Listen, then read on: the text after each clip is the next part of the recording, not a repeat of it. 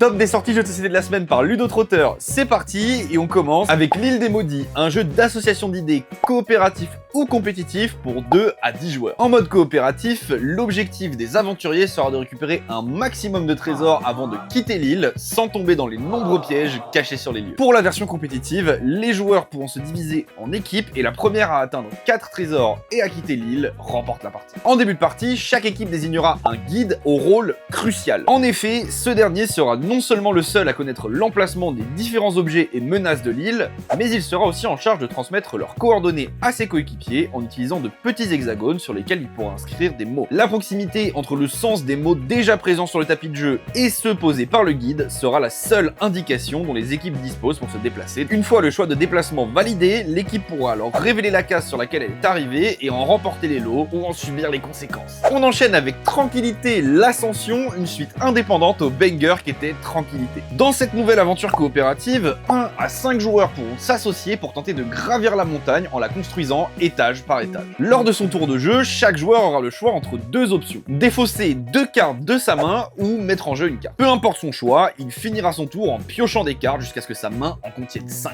Si le joueur choisit de placer une carte, il devra alors la jouer en respectant plusieurs contraintes liées à la hauteur, la couleur ou encore le type de sa carte, puis défausser depuis sa main un nombre de cartes égal à la différence entre la carte posée et celle adjacente déjà présente dans la montagne. De quoi piocher beaucoup de cartes pour améliorer sa main, mais attention, si la pioche d'un joueur atteint 0 cartes, la partie se termine instantanément par une défaite de l'équipe. De quoi faire de chaque partie un défi à la hauteur, technique celle-là. D'autant que des modes de jeu additionnels peuvent venir pimenter encore le tout. On termine avec Astérix et compagnie, notre banger de la semaine. Et je te vois venir, non, ce n'est pas un énième jeu à licence tiédasse, mais bien une vraie proposition ludique. Ce jeu familial pour 2 à 4 joueurs met en scène l'affrontement entre Gaulois et Romains, et l'objectif sera de récupérer des bases ou albums en accumulant 15 points de puissance dessus. Chaque joueur jouera à la fois les Gaulois, les Romains, mais aussi des personnages neutres issus des différents voyages d'Astérix et Obélix. À chaque tour de jeu, un choix s'offre aux joueurs. Soit mettre en jeu une carte dans une base et potentiellement appliquer son pouvoir, soit jouer un jeton bonus et piocher une carte, soit défausser toute sa main et piocher 5 nouvelles cartes. Dit comme ça, le jeu paraît extrêmement simple, mais tout son sel réside dans les pouvoirs des personnages et des bases qui te feront adorer l'idée de mettre des baffes ou pire, des poissons pas frais dans le visage des personnages adverses.